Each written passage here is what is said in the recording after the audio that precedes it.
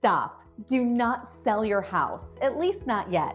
I know this is so strange coming from a realtor and it sounds absolutely nuts, but you have to hear me out here. Selling right now could cost you thousands. So stick with me, I'm gonna show you why. Okay guys, I get it. You're saying, Michelle, I have to sell my house, and maybe you do, but today I'm gonna give it to you straight and show you exactly why you probably should consider other options.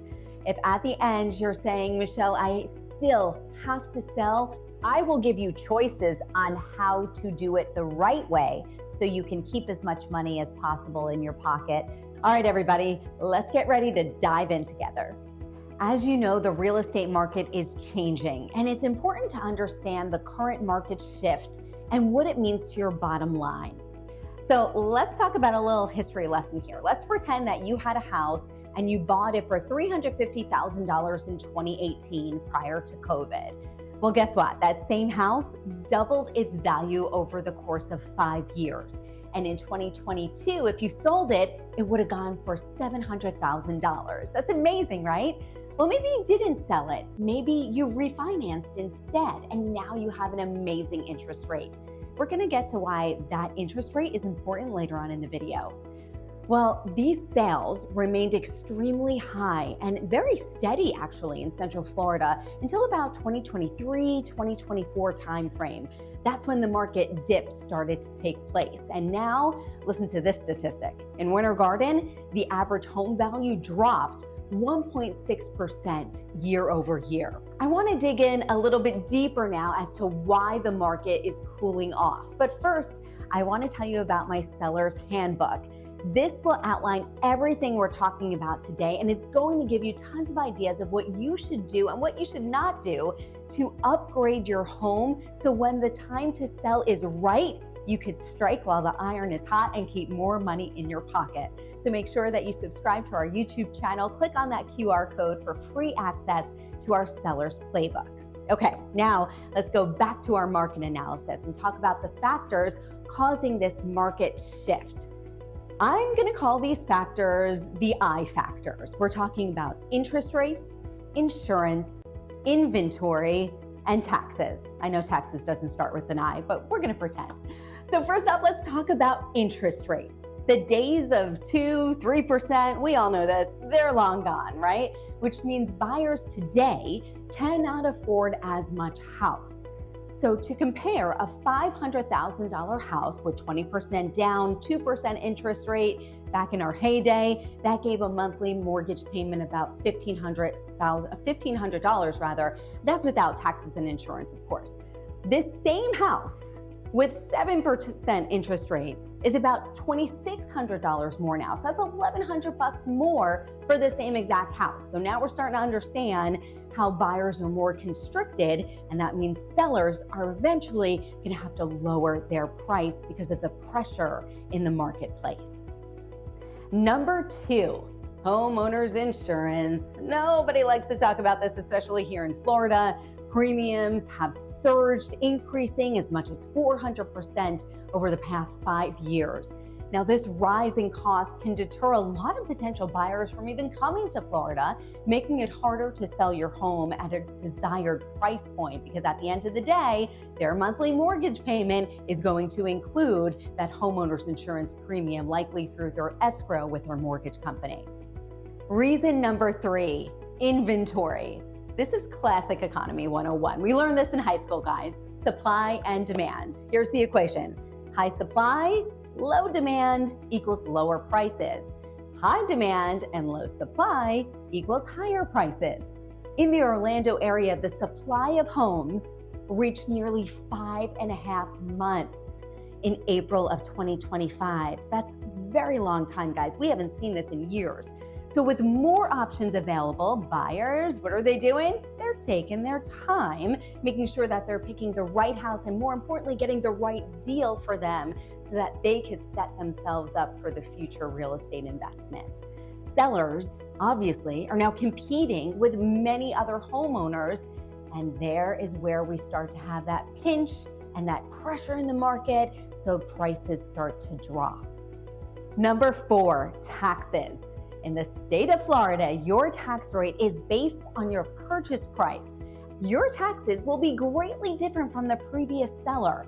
This is one of the biggest potholes for a new buyer in Florida, and it impacts you, the seller. Listen, I advise all of my clients, do not look at the tax rate on Zillow or Realtor because your taxes will be much higher. What you need to do is go to the county appraiser site and utilize that tax calculator tool to see what the range will be. So I want to give you an example of this because it's very important. The home that we used an example at the top of our video that sold for $350,000, well, that's what you're seeing on Zillow. That had a tax rate of $5,000 a year. And you're thinking to yourself, yeah, I could swing $5,000. Well, guess what? When you buy that property, using that calculation, all of a sudden, because your purchase price is double the price of $350, right? Remember, it was sold for $700. Guess what? That tax bill doubled as well. It went up to $10,000 a year because of the purchase price. So listen, the state of Florida knows that this is a problem. The state legislator is working on a way to alleviate this for our housing market here. But this is why it impacts you, the seller. Taxes are another issue that is going to put pressure on your selling price point. And eventually you may have to lower it because at the end of the day, it decreases affordability for your buyer that's going to buy your home. So we went over a lot today. I want to recap it for you. Here we go. There are 4 reasons why selling right now may be a bad idea. We have our eyes, the interest, the inventory, the insurance, and last we end with taxes. All of that creating a tougher market for you to sell your home. But guys, there's even more to this. There's a cost of selling your house, and those costs lie in 2 categories: concessions and upgrades. So let's start off with concessions. What are concessions? Well, seller concessions are the amount of money you, the seller, are going to hand over to your prospective buyer to help purchase that house. For instance, right now we're seeing sellers give up maybe $10,000 to help buy down an interest rate. Inspection repairs, that's another thing. It could cost a lot of money to make the repairs to make it palatable for your buyer to continue on with the contract. Buyers are asking for more because they know that they can walk away and find the next house down the block if they're not satisfied with the repairs that you're willing to do. All of this really adds up, guys. I really want you to consider how it's going to impact your bottom line. Now, those are seller concessions. Let's talk about that second option, which is all of the upgrades that you want to do to make your house stand out from the crowd. You can visit my other videos. I've done a lot on this already that describe which upgrades are actually worthwhile in this market, because there are some that could be a common trap. Sellers will upgrade their home so it will compete more aggressively on the market, but you want to be careful of where you're spending your dollar, because, for instance, a kitchen upgrade is way more valuable for you than upgrading, let's say, your daughter's bedroom.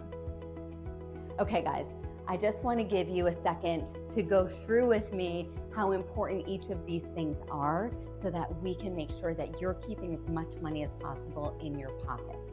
I'll pause here again and say, if you want to dig deeper to which upgrades produce the best return on investment, you want to download my Seller's Playbook. It's a good tool to figure out what's worth it in your market as you wait out the best time to sell. Okay, we walked through why I do not want you to sell your house right now.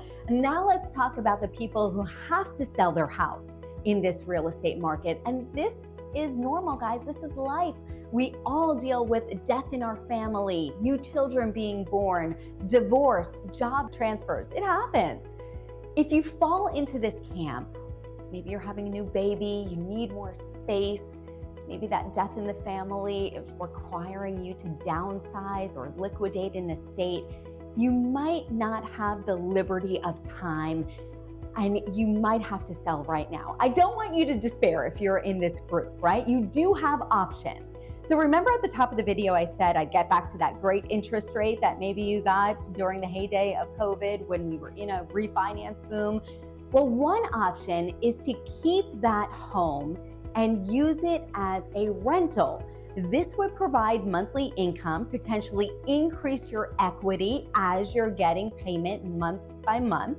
If you'd like a free rental summary of your area or a home valuation, all you have to do is reach out. I will offer this complimentary to you in a full consultation. Give me pictures, as much information you can about the property, and we'll discuss the best options that fit your particular situation. It's important to have a knowledgeable agent walk you through this process because the devil is always in the details. You want to make sure that you put pen to paper, calculate the numbers to see if this is the right move for you. If you're in Central Florida, feel free to contact me, but I have a list of vetted agents all across the globe.